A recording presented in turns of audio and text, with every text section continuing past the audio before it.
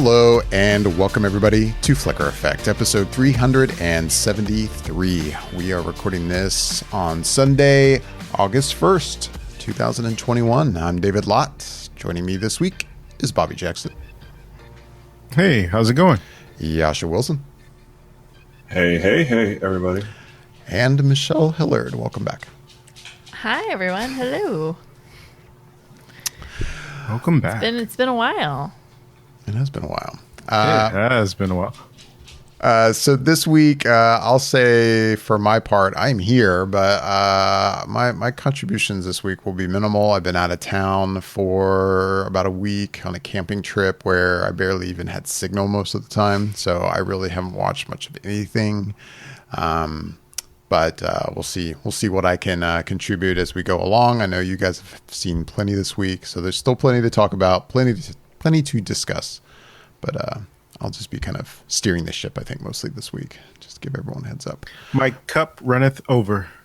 Yes. Well, let's start with you, man. Jeez. well, first, I figured we'd start with, I guess, kind of the big movie on the block this week. And that is, and I mean, I haven't looked at box office numbers, but I would just venture to guess that's Jungle Cruise. Yeah, I don't see that. Which... 35 million, I think. Yeah. Nice. Yeah, $34.2 million, international 27.6, for a grand total worldwide of about $61 million so far. So Disney's Jungle Cruise, based after one of their signature rides at their theme parks, featuring The Rock and Yasha's favorite. Yep. Miss Emily Blunt. Miss Emily Blunt. Also, it looks like a Paul Giamatti as well. Yeah, he was there. Okay. Let's just say that. I don't. I mean, I'm just going off the. I trailers, didn't even know that. Off the trailers I saw. Anyways, so yeah. So who got to see that? I really wanted to see it. I'm actually really eager to see this film. I think it looks. This is gonna be good.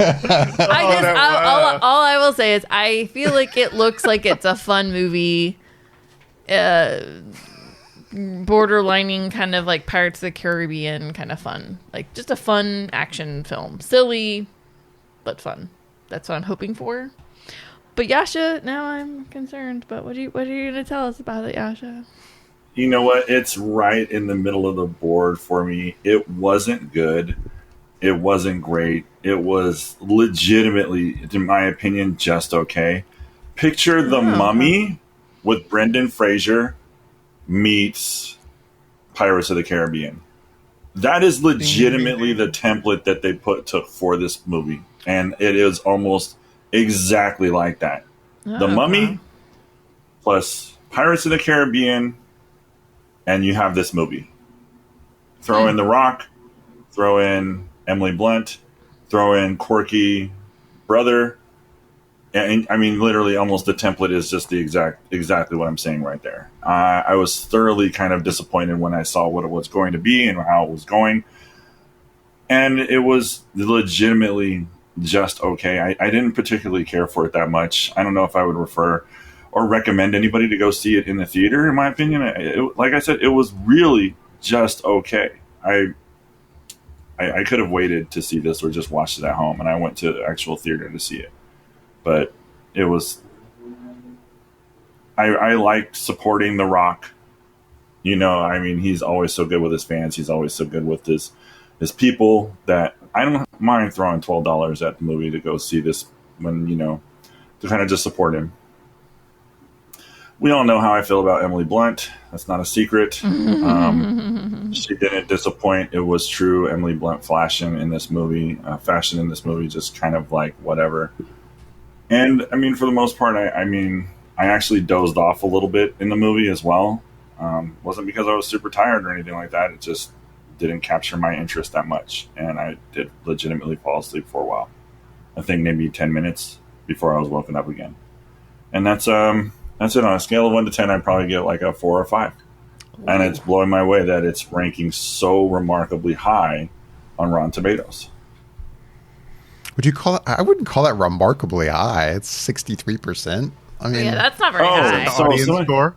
Oh, my bad. So the last the last report that I saw was like 80 something. Oh, okay. So that's probably Okay, why it's that's gone the down, last thing yeah. that I heard of. I mean, the audience Okay, yeah, it's score. gone exponential. The audience score is way up there. That's 93%. Okay. But That's Yeah, the what audience I score is was looking at. 93%, then the tomato meter is 63%. So it's like, I mean, it sounds like a lot of the critics probably feel the same way that we do, since we're kind of nitpicky when it comes to these films.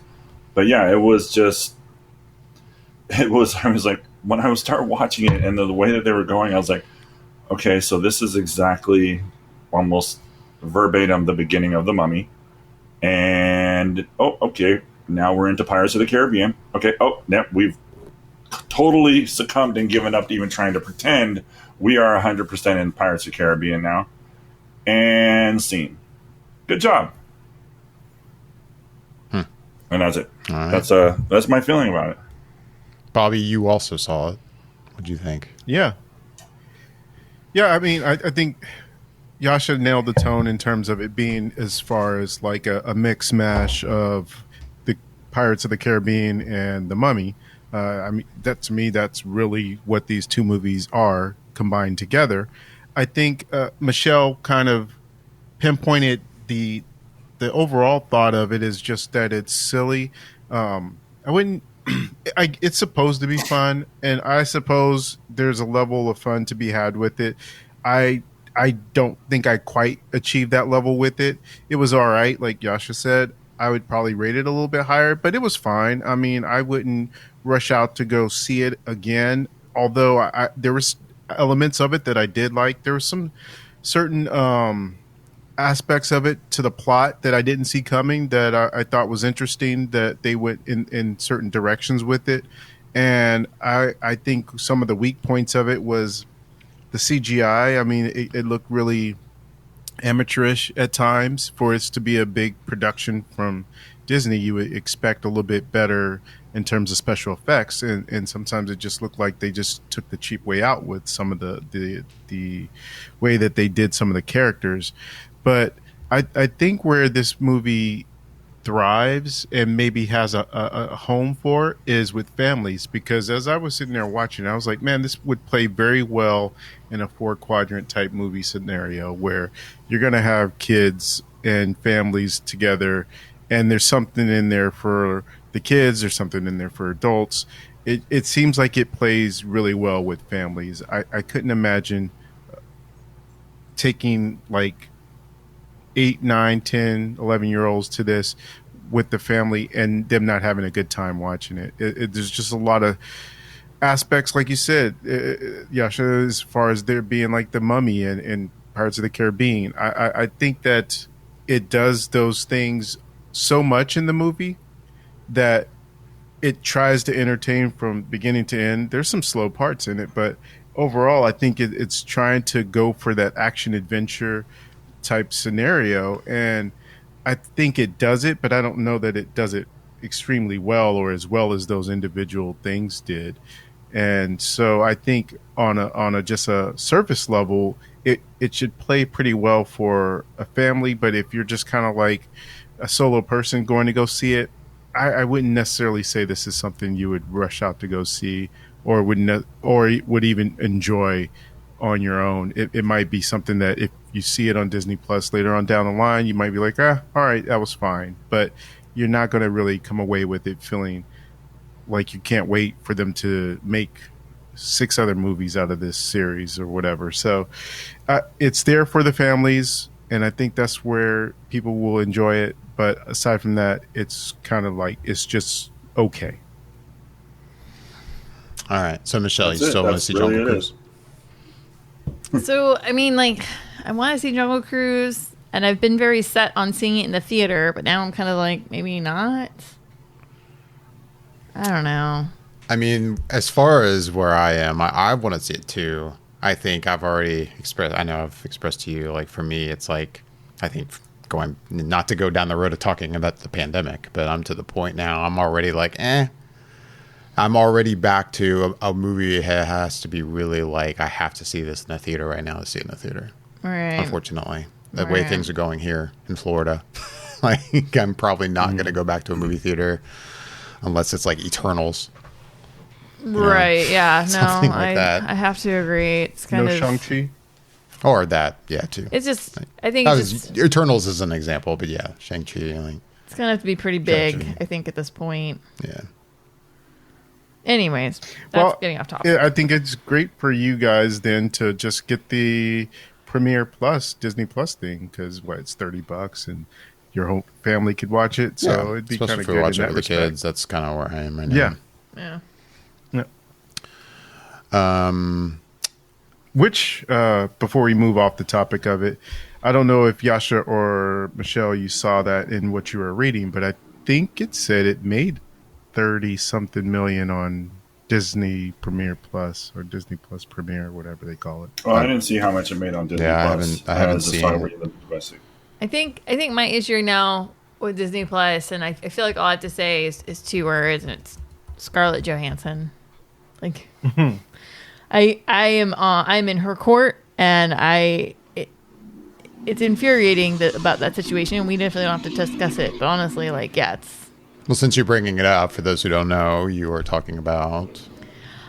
So Scarlett Johansson, who plays the Black Widow in the Marvel films, and in the most recent Marvel film, Black Widow. So her contract, it initially states that it's only a theatrical release for the film Black Widow. It would only be a theatrical release. It would not go to streaming initially. It was very crystal clear.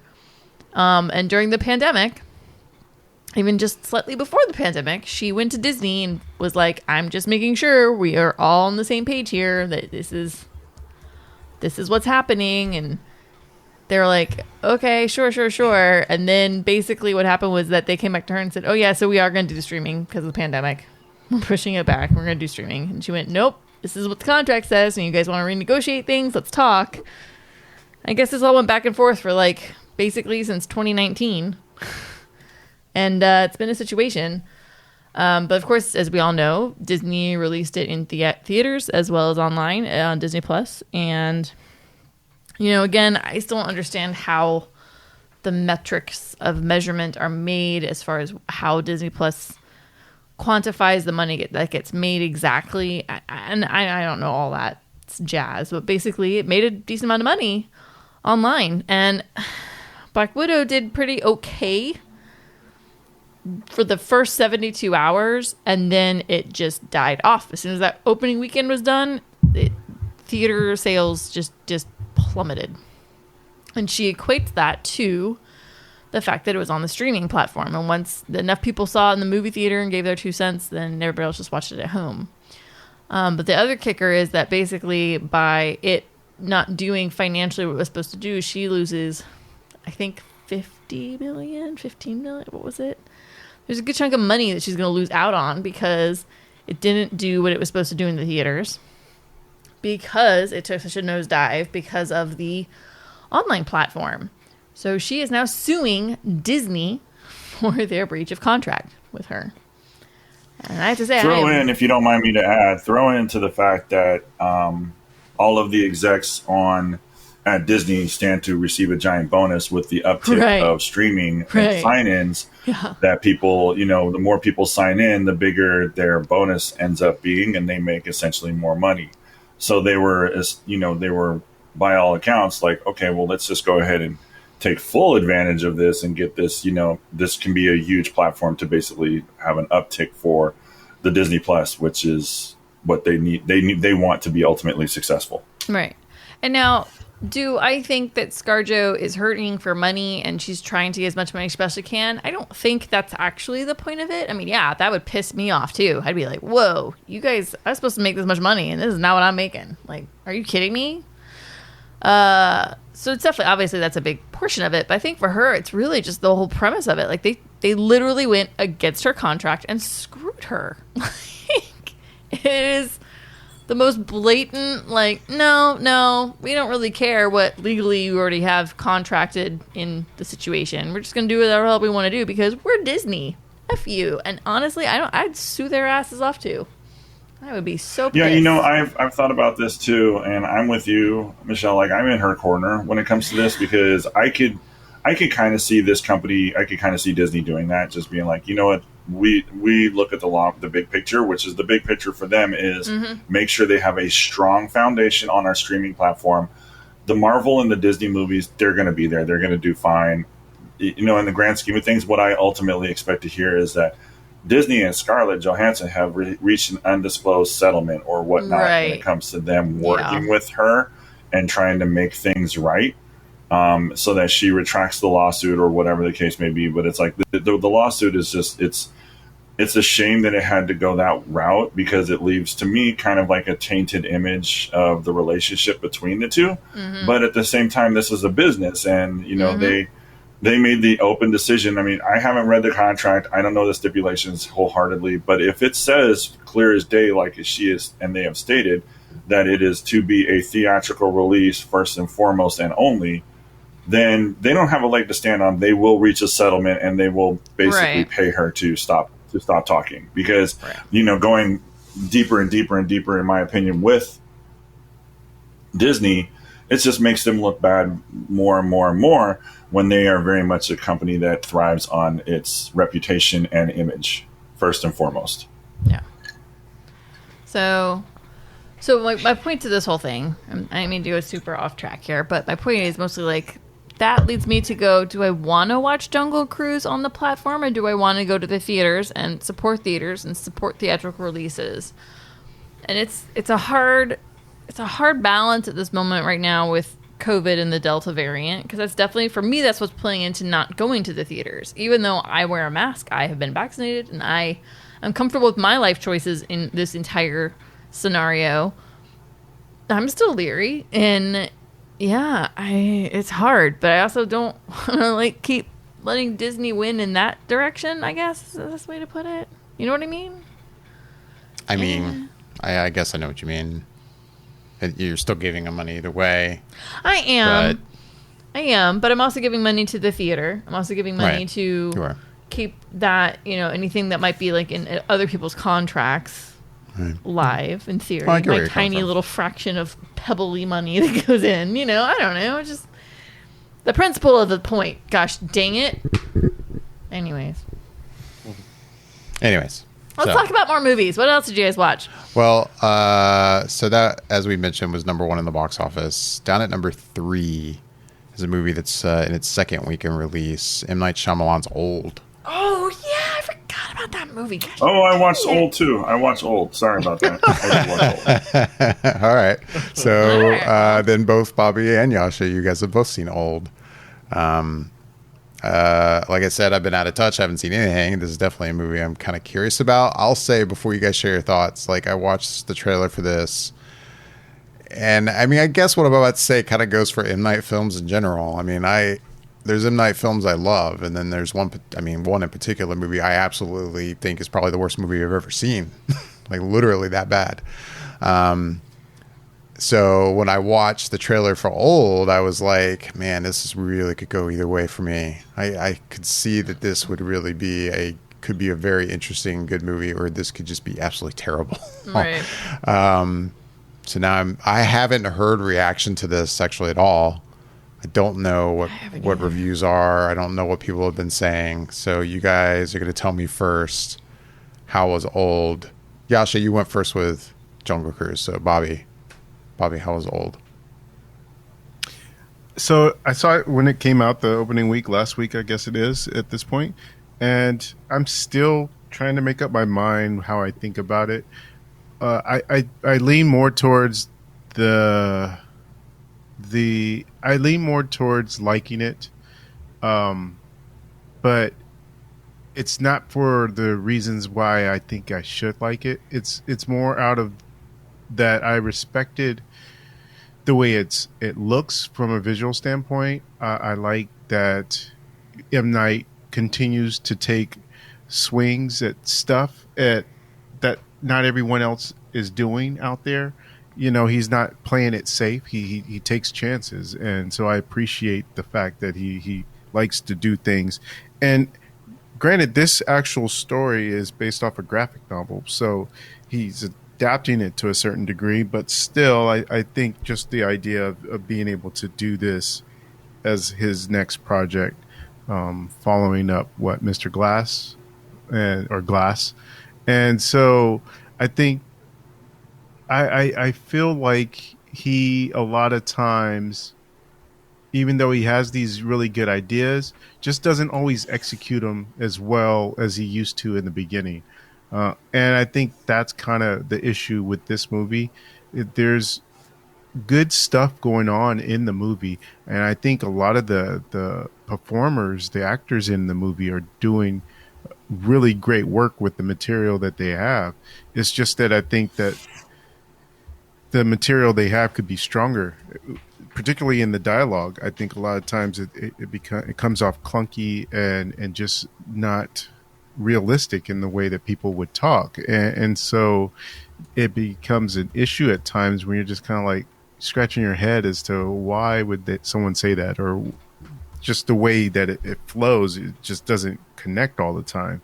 But the story elements are what keep you intrigued and going. And I would be lying if I said I wasn't interested and caught up in it, in the story, and wanting to see what happens. And then you're getting, as you go along, as everything starts to unfold. And I'm like, okay, I'm along for the ride. But then it's like certain aspects of that are bumpy, and it kind of jolts you for a minute. And you're like, oh man, we were going good there, and then you just kind of threw me off track a little bit. So can we get back on? And you kind of get back on, but then he kind of throws you a little bit again. So it's sort of a mixed bag. Like I said, ultimately, I still think I did like it, but it just was, it could have been so much better. And I think there was a lot left on the floor in terms of what could have made this a better movie and more satisfying movie. And there's elements even within towards the end of the movie that I just feel like the way it plays just felt disjointed and could have been more cohesive. But again, I think that I appreciate the fact that he goes for these things and doesn't always necessarily succeed in the way that I would hope or want. But I will never not go see an M. Night movie just because he's always doing something interesting. And he always has like that either Hitchcock or Twilight Zone type aspects to his movies that I enjoy, generally speaking, other than I guess a couple on his resume that don't really have that. But for me, I think that I just enjoy to see what he's going to come up with next. And even if it doesn't connect in the way that I want it to, I don't want him to stop kind of taking those chances. So it didn't come out the way I hoped, but I still liked it. But it just could have been even on a better level if it had really connected and hit it out of the park. All right. Yasha? You know what? I think Bobby hit it. He basically said exactly how I was feeling as well. I didn't hate it, and like him, I think I'll always go and try and check out an M. Night movie because he does try to push the curve a little bit when it comes to traditional filmmaking and be a little different, be a little obscure and abstract when it comes to his films. It was very, very clunky, and it sounded very, very scripted when the movie first started. As we moved forward, I tended to appreciate it a little bit more, and like you, Bobby, I think the best way to describe it is like I was engaged. I wanted to see where this was going, how this was going to end, what this was all about, what made everything possible and what we're doing. And part of me, I kind of enjoyed it. Like I really liked how it kind of wrapped up in a nice, neat little package, almost like as a gift for you to leave with some sort of resolution and satisfaction of what was happening in the film and the story. And I don't want to give away what happened, so that's all I'm going to say about it. But I was very satisfied to the ending of the film, and I kind of liked it. So yeah, I'm with Bobby on that one. I mean, he summed it up great. At the beginning, yeah, like I said, very clunky. It almost sounded very, very scripted through the entirety of the film. So it's like, and these are all very seasoned and professional actors, so it was kind of weird to see how that was. But maybe that's kind of what he was going for with this whole hard exterior and then, kind of robotic lifestyle to the point where it was, it got a little bit more fluid and emotional as the story progressed. It all made sense and it was good. I enjoyed it. I could probably watch it again, maybe not in the theater, but I could sit through it again. Gotcha. All right. I think I'm the same way. I'm always going to go see an M. Night. I'm always curious to see what he's going to put out there. Same here. I mean, overall I really like M. Night, But yeah. So since I've been out of town, I haven't seen this yet, but I do want to see it. Yeah. No, it seemed like an intriguing film from the trailer. Anyways, yeah, no, I'm looking forward to that. I forgot it came out this weekend. Man. Oh, yeah, last weekend. Oh, yeah. And then, wait, where's that box office at again? Oh, man, I had it in front of me, and there it is. Down there at 11 is a film in its 5th week of release, The Forever Purge, a movie I know, Jascha, you've been dying to see. I won't go see those movies anymore. Fuck those movies. I have no desire to see them. I've tried enough. I'm done. I can't do it anymore. It just gets stupider and stupider as I watch them, and I refuse to give my money to that bullshit. well, Bobby, it sounds like you gave some of your money to that. Bullshit. Finish my sentence. If you're going to quote me, it was that bullshit.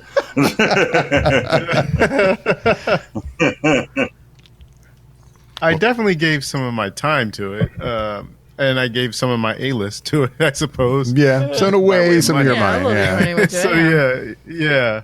Hey, you got 3 movies a week, and I got to use it or lose it. So movies will be seen, and I did see The Forever Purge, and I don't know. I think I come at it from a different place than Jascha with these movies. I like a lot of the social commentary that goes on in the movies, and the other aspects of it, I guess, are just how are they going to kill people off, and that's kind of the bottom baseline of what I go to these movies to see. And this one is no different in that respect. The Forever Purge, it takes place after, if I'm not mistaken, because it's the way the movies have kind of gone in the last few, they kind of bounced around in time a little bit. But this one takes place after the one where they kind of had stopped doing the purge, right? And then this one seems to have started it back up again because, people got to be killing.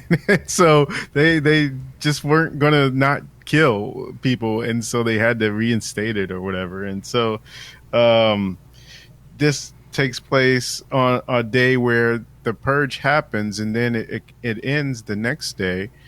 But then people are starting to continue to kill even after they're not supposed to anymore. And so that's kind of why they call it the Forever Purge. And it's basically following this this couple that works on a ranch, a Hispanic couple. And so they I'm trying to dance around it because I don't want to say too much. There's like a lot of elements of what normally happens in a purge, but this one is mostly based around the idea of racism, borders across Mexico, a lot of those elements in it. Also the idea of the people who are Trump supporters. It's not veiled very thinly. It's pretty much out there in your face and up front. And it's weird because normally there's a level of social commentary in the movies that it's kind of like, okay, it sort of shines a light up to society to a certain degree, and you're kind of like, throughout all the other stuff that's going on, it gives you a little something to chew on and think about. But this one is like, I don't know. I felt, I left the theater, and even when I was in the theater, I felt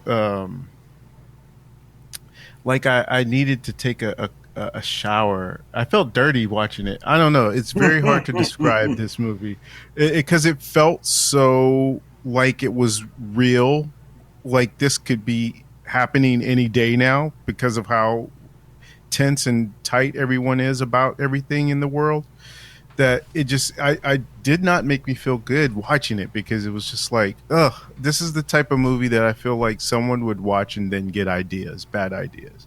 And then it's just like I didn't want I didn't like that feeling while I was sitting there watching it. And so it was just it felt like it hits too close to home in a way. And so it was a very odd experience watching this one, where usually I can sort of suspend disbelief and just get into the movie. This one just felt too like it could happen in a real sort of way. And so it didn't feel like I was watching a piece of entertainment at that point. And so it was just kind of odd. And so, it just left me feeling very weird about it. And so this is supposed to be the last one, but who knows? These movies make money. And so you never know if they'll really do it as the last one or do some sort of spinoff or something. But I don't know. It's a very odd experience. I don't think I've ever experienced a movie in that way before, where it left me feeling that way. So obviously a lot of people saw it because it did pretty well in the weekend. I don't know if you see it there, David, but I can't remember how much it cost to make, but it's got a total domestically of 42.7.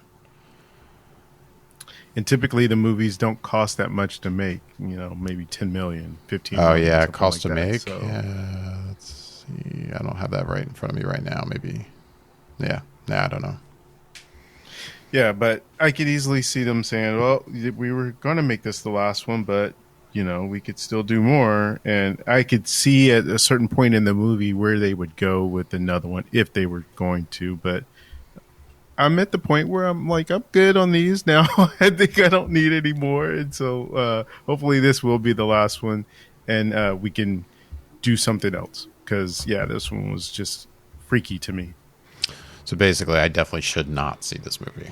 Absolutely not. No, I don't think so. Yeah, I have a hard time recommending this. Not to go down a rabbit hole, but even since I've been back from my camping trip, I think mentally I haven't been in a great place. Catching up on news, to the point that I'm like, I probably should stay off my phone. I'm borderline depressed now. If I see this movie, no, I don't need to see this. Yeah. Agreed. And watching the trailer for it, I remember getting that, even from the trailer, I was like, well, I see what social commentary they're doing with this film. It was super obvious. And it sounds like as you watch the movie, it was as obvious as it looked. So, absolutely. Yeah. So, Forever Purge. Yeah, I haven't seen any of those since I saw the second one. I don't even think I saw. Did I see the third one? I don't even know. How many have there been? I don't say this. Man, I think there's been at least 5 or 6. Yeah, I think there have. Yeah. Yeah, there's a lot of them. Yeah. Anyway. Yeah, there's a lot. So that's the Forever Purge. So Michelle, you haven't been on a little bit. You've watched some stuff. I have, yeah. To start off with films, I'm curious. You watched one film pretty recently. Space Jam or Roadrunner? Roadrunner, not Space Jam. Space Jam. I'll tell you quickly, my Space Jam, I was kind of like, I get it. It's updated and it's for today's times, but it was not good. Just leave it at that.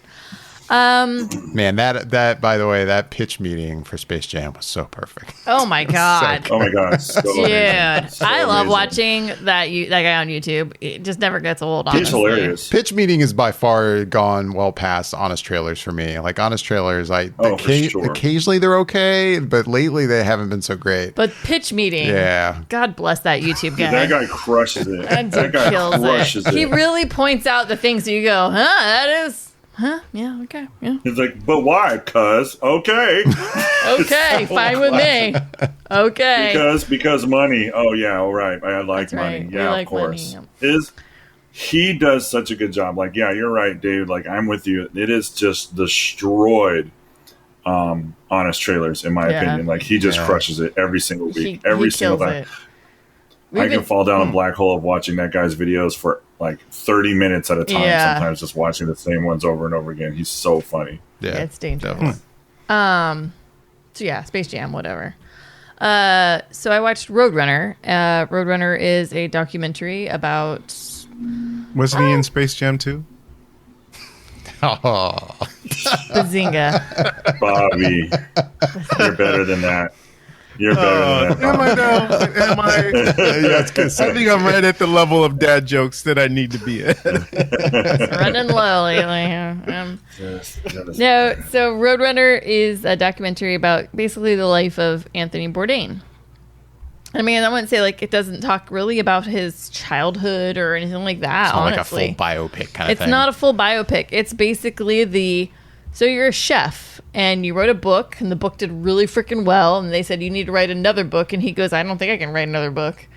And they said, well, let's try this. And then that shot him into TV stardom, basically. And so it basically picks up from that point on. So it's like early mid 90s. He's got the book out that he writes, No Reservations. And it's all about basically what life is like working as a cook in a restaurant, like just all the behind the scenes crap that goes down and what it's actually like.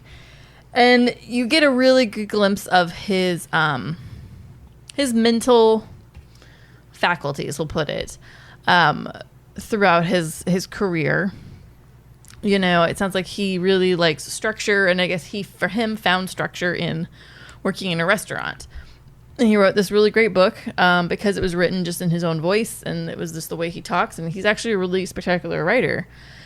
Well, so the movie goes on, obviously, to start off with how he got into even doing a TV show, and it just goes through that whole timeline. And this whole documentary is interviews with cast and mostly crew, friends, producers, and such like that, ex-wives, and a little bit of his friends.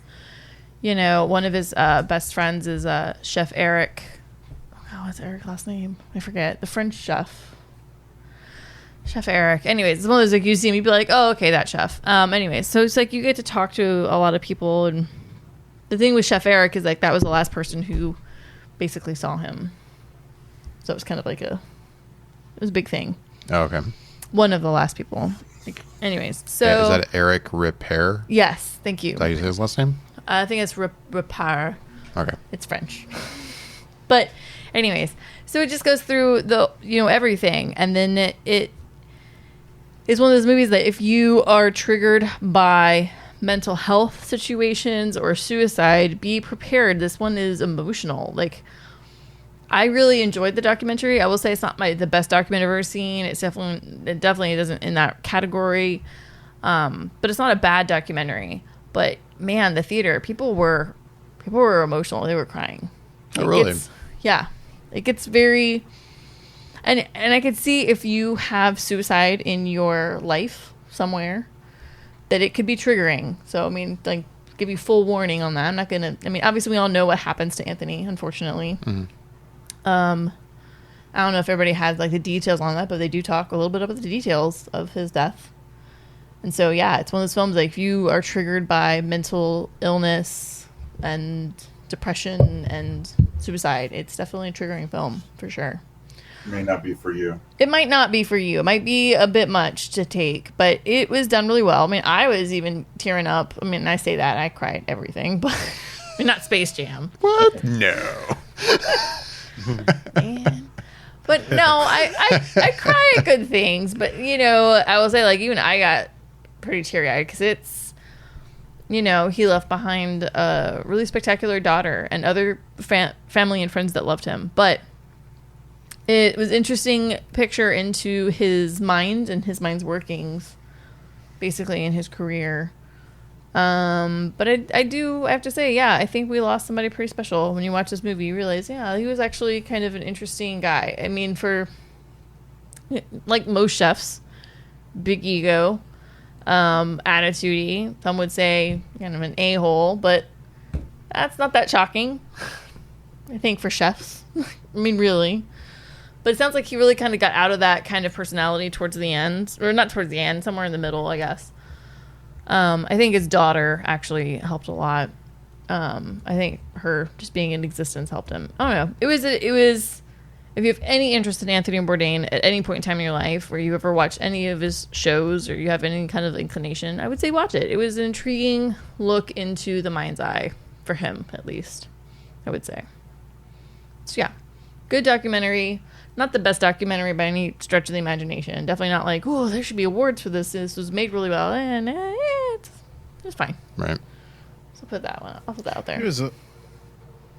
There's a little bit of controversy surrounding this documentary. Oh, really?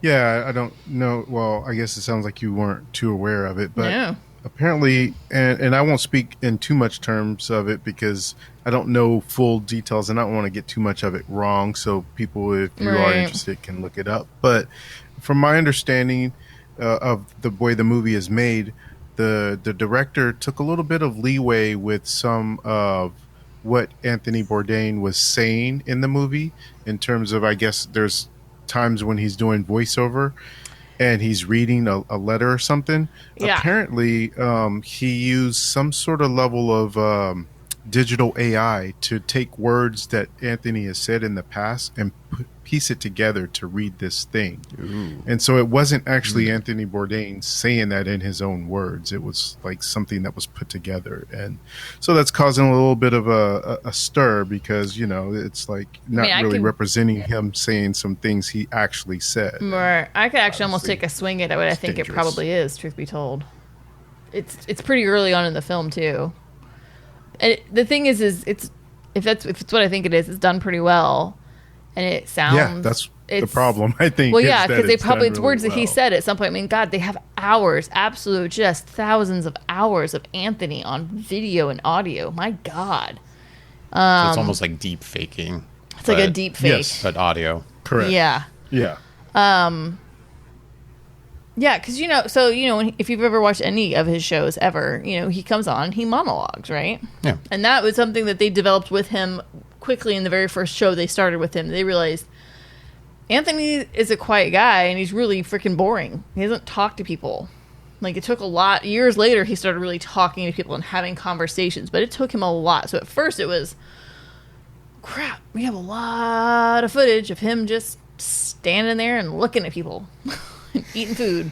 Right. So they're like, Anthony, you just need to write stuff. What is happening in your head? And then they started him doing the monologue. They're like, okay, this is how we'll work this. Like, this is our workaround.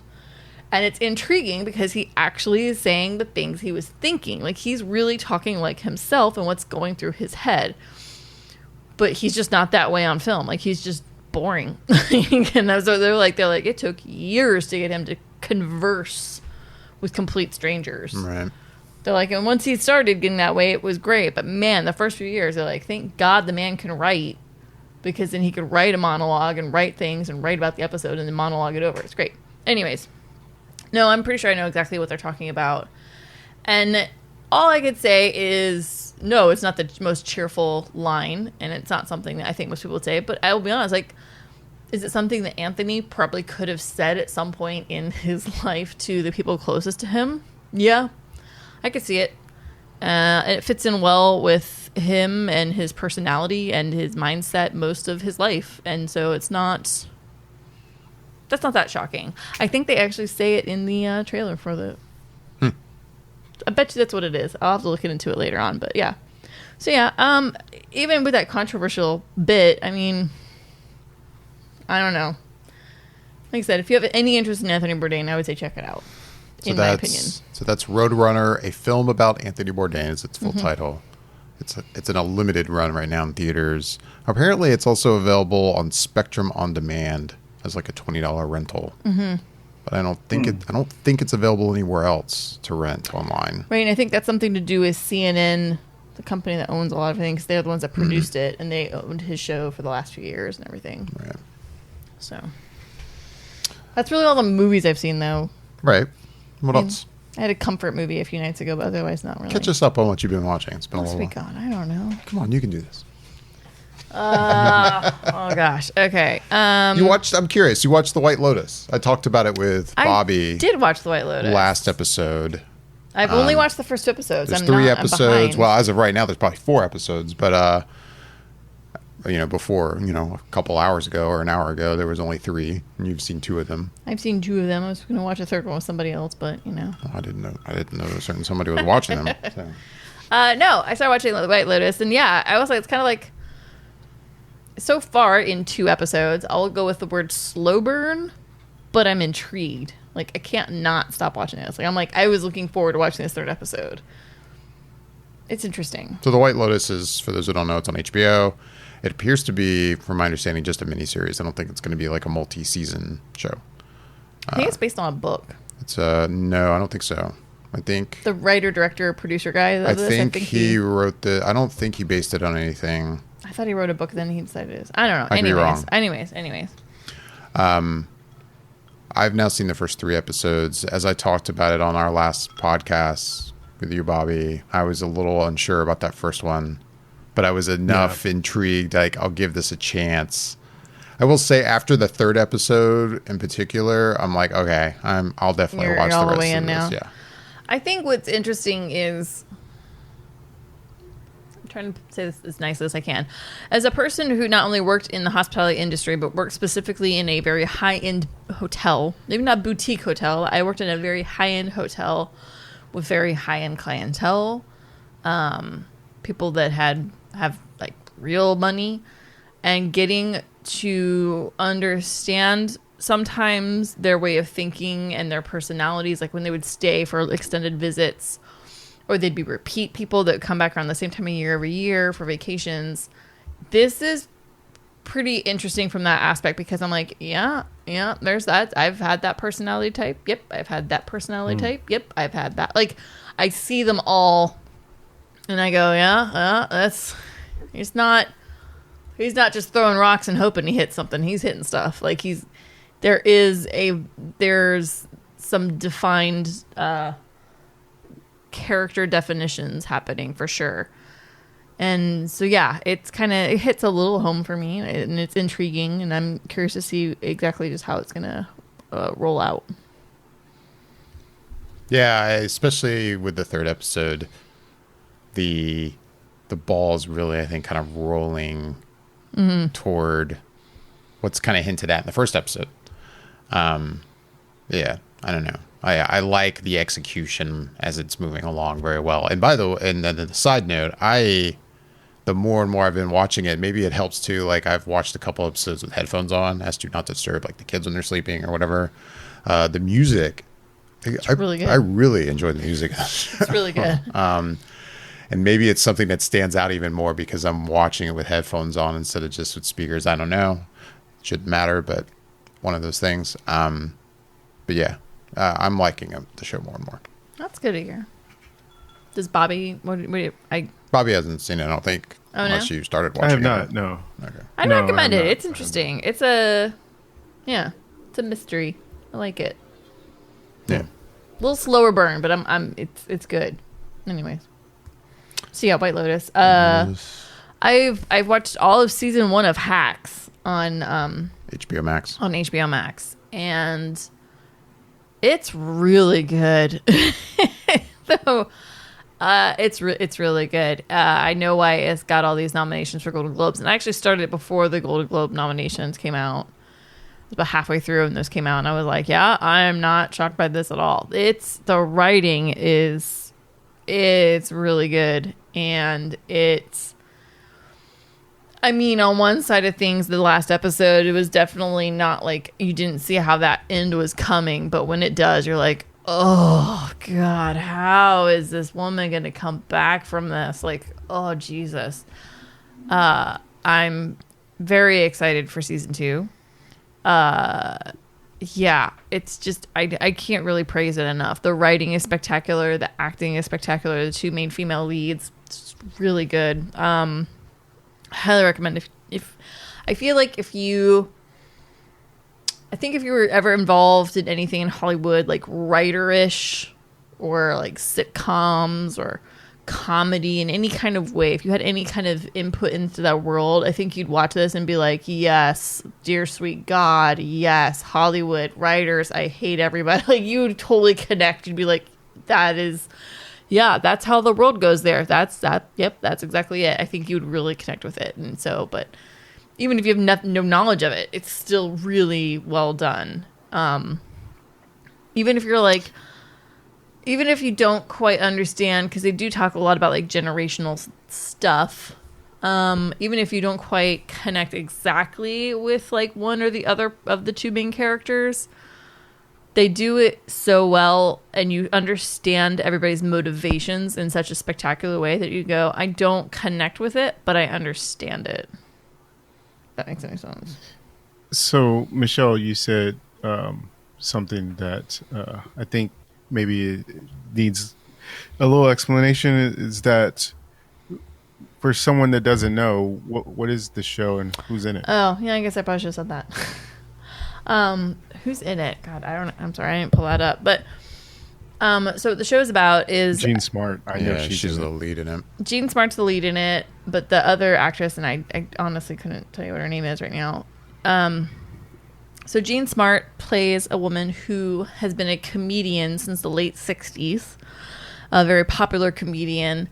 And somewhere around the year 2000-ish, I'm going to throw out a number and estimate, she's been on the Las Vegas Strip, running her own show. Or I guess it would have been late in the mid-90s, based on the anniversary episode. Anyways, she's been headlining her own show on the Vegas Strip. And, of course, Vegas being Vegas, the people that own and run the hotel want her to move along. She's done her time. It's time to go. Right.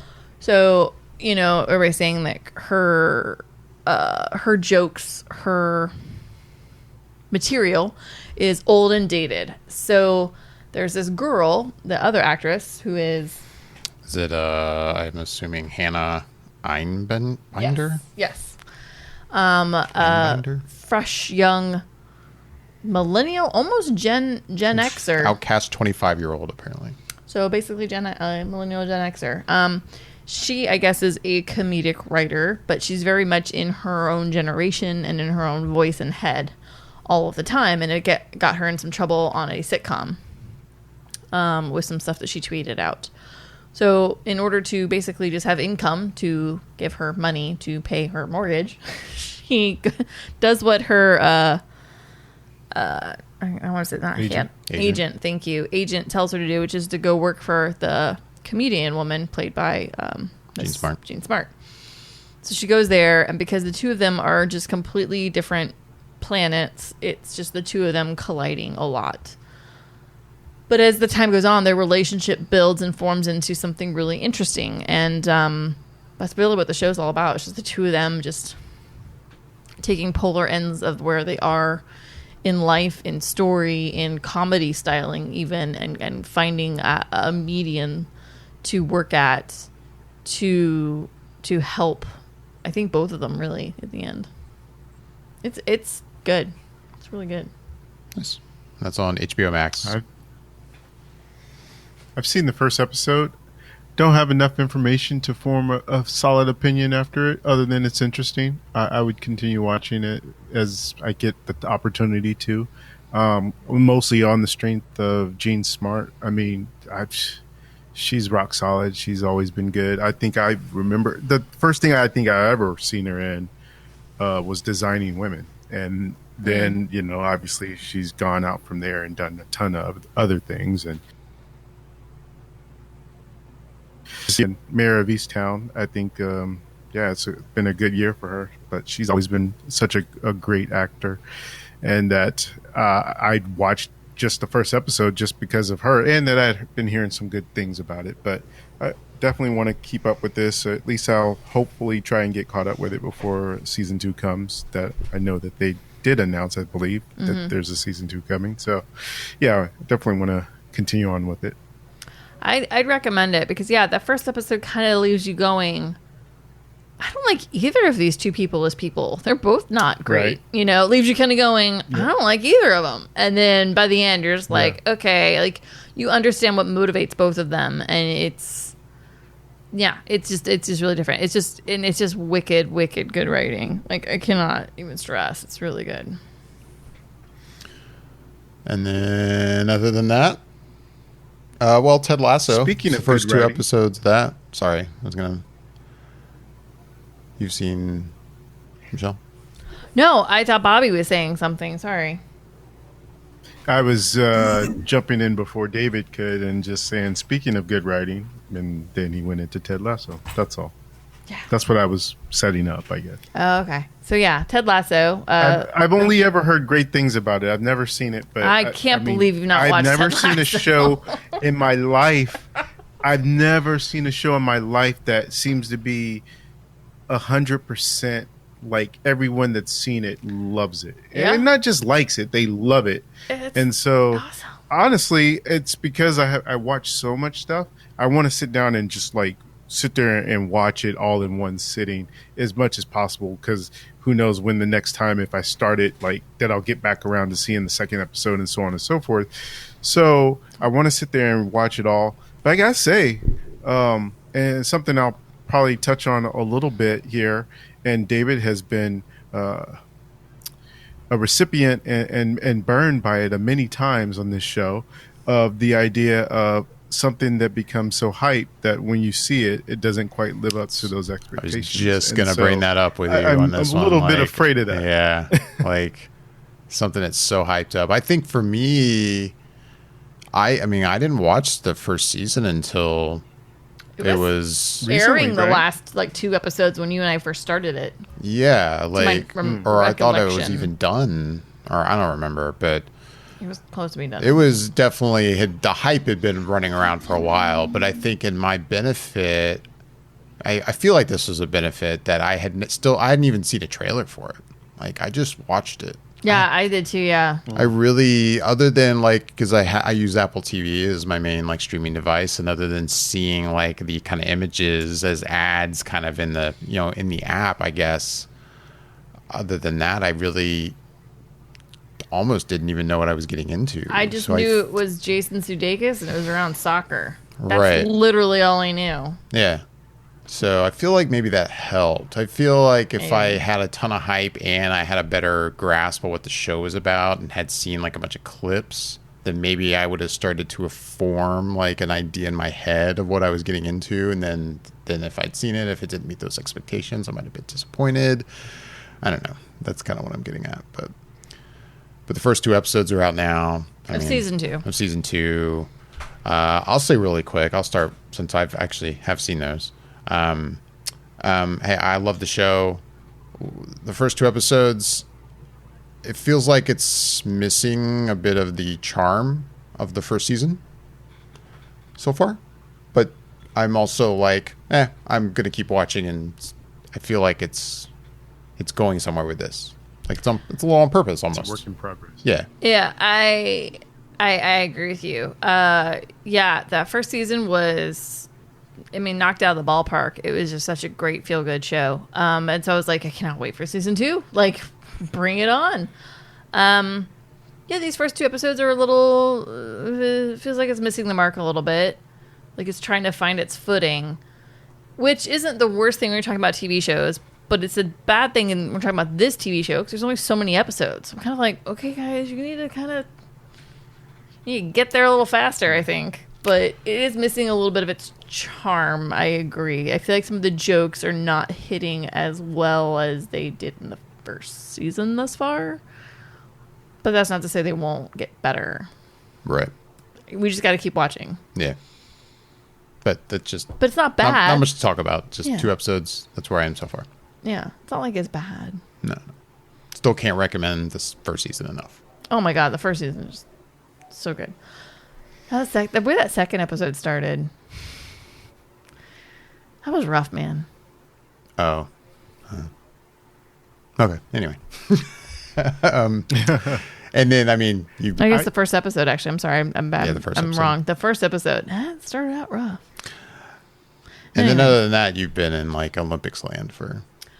I have been, whenever I've been home in the last week, I've watched Olympics for the most part. Right. For the most part.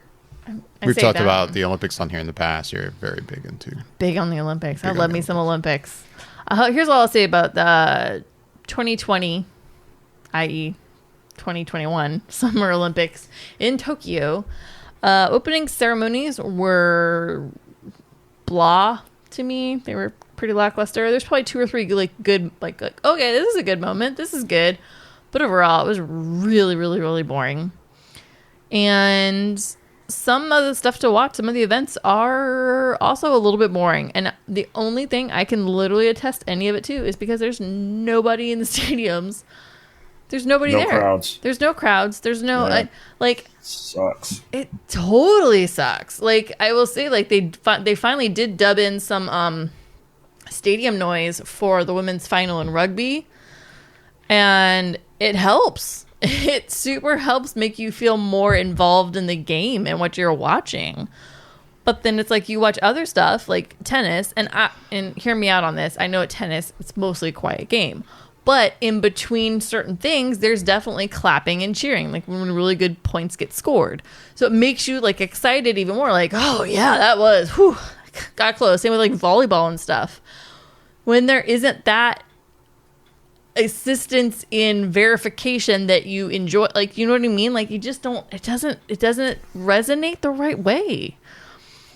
So it's been kind of hard to really get into the things and like, I don't know. It's just not surprising because like everything that has happened since COVID, it's just a different Olympics, and it just is. And I'm not saying it's a bad Olympics, but it's a little lacklustery in certain ways. But then there's been some really great performances and things that have occurred, you know, like I won't get into it all, but you know, Simone Biles basically putting her mental health ahead of her physical health and ahead of other things, I think is something that should be really looked at and commended. And I think it should be something that should be discussed more about, you know, within the just athletic world as a whole. And then even today, like there was 2 men that are high jumpers, and their scores today landed them in a tie for gold, and they opted, instead of having a jump off to figure out who would be gold and who would be silver, that they would just share the gold medal. They decided they both gave absolutely all of their all. They had some of their best jumps in their own history of jumps ever, and they both were just like, no, you know what, we're just gonna share it. Like, we don't need to say which one of us is 100% the better jumper. We both gave our all out there, and we're just gonna share it. And that's pretty cool. That's what the Olympics are about, man. You know, like that's what I like to see. Like women's indoor volleyball, you know, one of the key players came down super hard on her ankle at the beginning of the second set. Just super bad, not great. You know, didn't break it, but it's not good. It's not good at all. And, you know, the coach of the other team, which happened to be the Russian Federation, you know, kind of checked in on her like, hey, you know, I hope you're okay. I hope things are fine. And that's what the Olympics are about. So there's been moments, but overall, you know, kind of some of the same old same, you know. China dominated women's longboard diving. Men's USA swim team dominated in the 4x4 relay. Not surprising. So, you know, some things staying on par as tradition seems to be dictating. But overall, good. Definitely not the best. I'll be honest, I'm really looking forward to Beijing in the winter and Paris for the next summer. I am gosh darn giddy for Paris. I won't lie. I think that's going to be awesome. And what, you guys are getting it out there in California, right? 4 years after that? 2028, baby. LA. So. 2028. What? 2028. We're going to have to do a road trip. Man, that's a long road trip from Florida.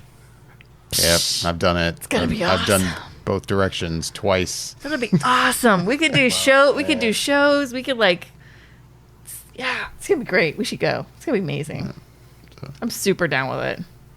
Yeah, so that's an I-10 drive, just constant. It'll be fun. It'll be great. But cool fun fact about the Olympics this year: the medals, the gold, silver, and bronze medals, are made from recycled cell phones and laptops. The metals that are found in those, they used and recycled, and that's how they made the medals this year. Really? I think that's fascinating. There's gold in laptops? And probably cell phones? Probably bits of gold, I'm guessing. And everything, somewhere. I'm assuming. I don't know. I mean, I'm not, you know. You're like, hey, I got a stack I might need to start collecting some old. I got a stack of laptops. Blackberries and Nokias over here. And you have to realize, like, this is, you know, this is Japan. So, I mean, like, they've got stuff laying around, you know. I don't know how much. Apparently a lot. So I guess. they must have I don't know all the full details. I'm just saying. Fun fact. Full of fun facts. Oh, and Ecuador won its very first Olympic gold medal today. That was pretty sweet. Go Ecuador. It was a woman, too. She killed it. Weightlifting. It's pretty awesome. I was about to ask what that was. I'm just saying, like there are cool things that do still occur in the Olympics. Is what I'm saying. Not to sit on the Olympics forever. I'll say real quick. You're obvious. I definitely love the Olympics. I've always watched the Olympics. You are certainly more into it than me. But I've always enjoyed the Olympics. As I scream at the television. Going into Tokyo, I mean, there was a part of me that was a little like, should we even be doing this? Like, but then when you start watching it, I guess I'm coming at it with that negative kind of expectation, and I'm actually been like enjoying it more, even without the fans. I feel like it's still kind of working for me. It's fine. Like, yeah, I think it's better with fans and seats, absolutely, but it's not as odd, I think, as I kind of thought it was going to be.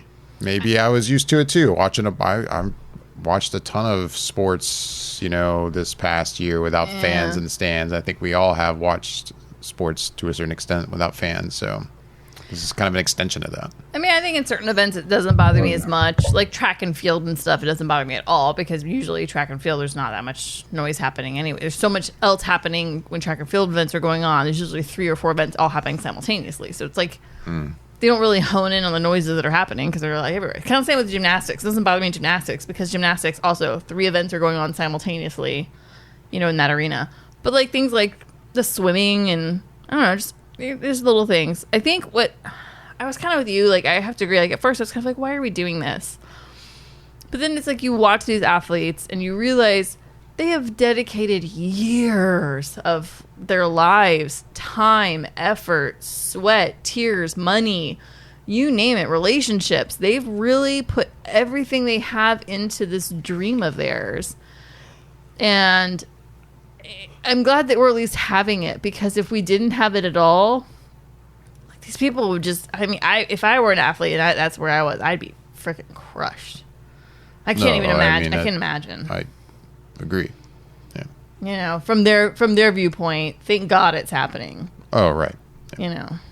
So anyways, that's all I'll say. Well, so go ahead, Bobby. Sorry.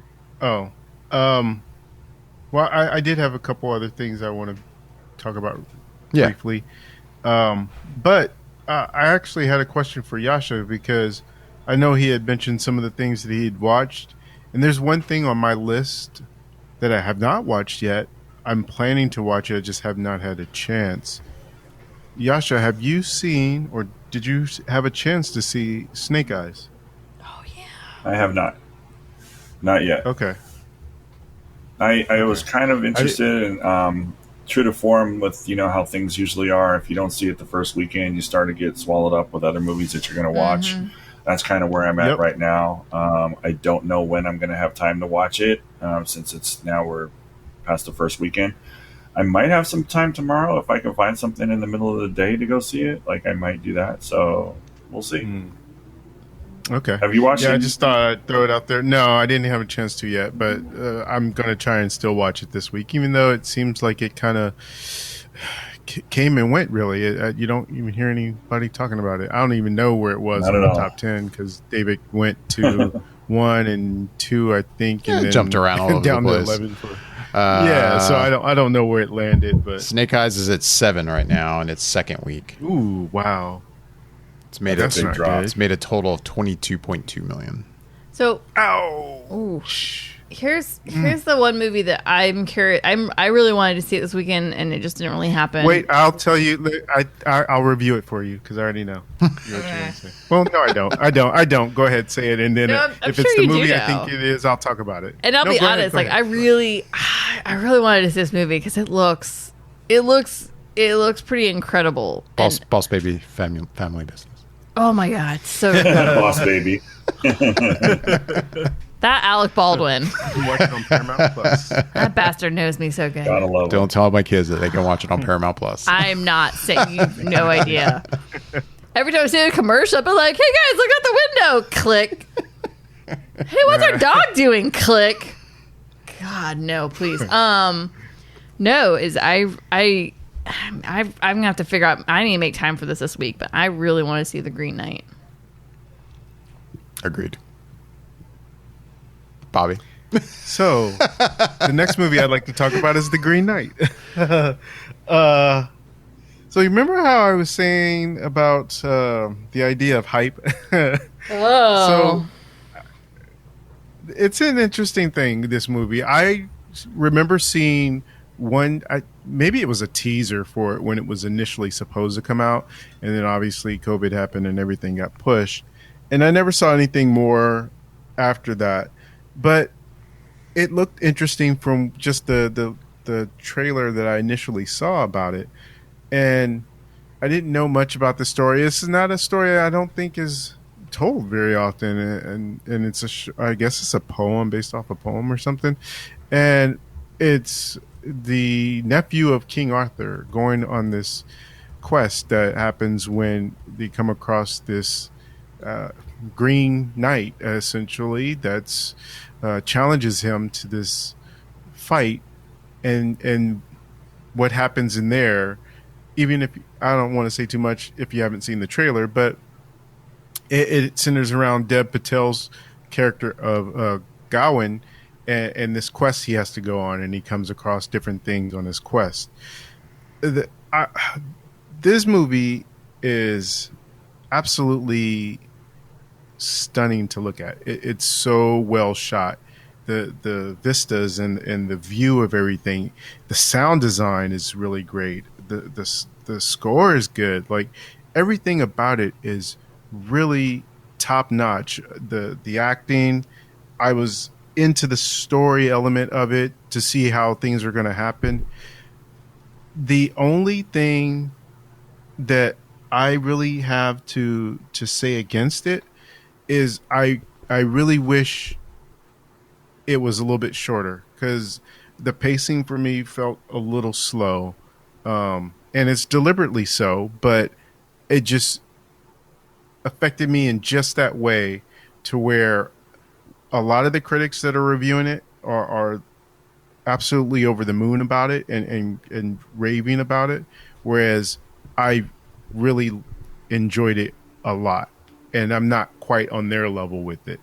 So I don't have really anything bad to say about it other than just the pacing. It's a 2 hours and 10 minutes for the movie, and I felt like it would have been really, like, I would have probably been over the moon about it if it was about an hour and 45 minutes maybe.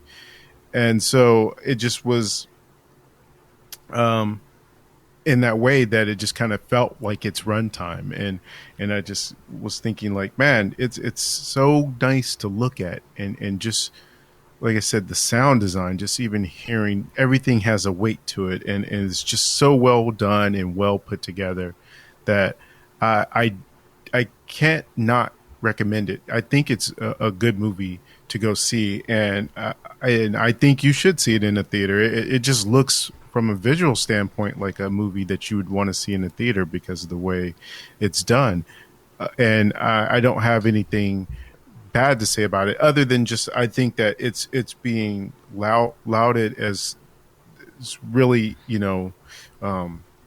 maybe a good contender for Best Picture kind of thing from some of the reviews that I've seen. And I wouldn't quite put it there, not for that case, but if it was in the category for cinematography and sound and stuff like that, I would absolutely think that it deserves those areas to be in the category for. But ultimately, I think it was like, I mean, if everyone seems to be giving it like a 9 or a 9.5, I'm saying like it's like an 8.5 kind of thing. So it's really good. It's just I think that for me it was a more issue of pacing and time than anything else. Yeah, the way you started that off, I thought you were gonna like rip into it, man. 8.5. That's pretty good. No.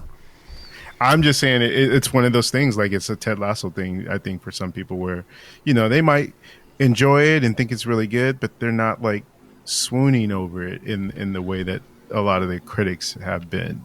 And so I think that's kind of where my take is with The Green Knight. I'm not swooning over it, but I do think it's really good, and I enjoyed it quite a bit. Well, your reaction is the first reaction I've heard. This is another movie I really wanted to see, but I haven't seen any reviews about it at all. As you've been talking, I looked up Rotten Tomatoes, and it's 89%, which is pretty solid. I mean, it's not 100%, obviously, but that's 89 is a pretty good score. I mean, this is one of those movies that, like, the first time I saw the trailer, I was like, oh my God, this is so up my alley. I can't wait to see this. And then as it's gotten closer, I've had that feeling of like, I have a feeling this is one of those movies that looks way better than it really is. So I'm actually pleasantly surprised and happy to see that it actually is. 89. It's not terrible. Like, that's good. Cool. So did you watch Escape Room? I have not yet. It still is on my list of movies to see. There's like maybe a good 3 or 4 movies that I haven't seen that I want to still see before they get out of the theater. And that is one of them. That and Snake Eyes, really. And Stillwater. I want to watch that too. I haven't seen it. Although I am feeling a little, I don't know about it now after Amanda Knox had her story kind of come out about it. So I don't know. We'll see if I end up watching Stillwater. But there is one other movie I did see, and this is a case of where something actually lived up to the hype. And I had not seen a trailer for it.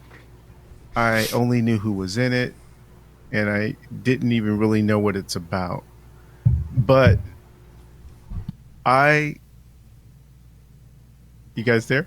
Yeah, we're waiting. Can you hear me? Okay. It just sorry, sound cut out on my end for a second. So I was like, "Whoa, did everybody just go away, or did I just go away?" We're on pins and needles.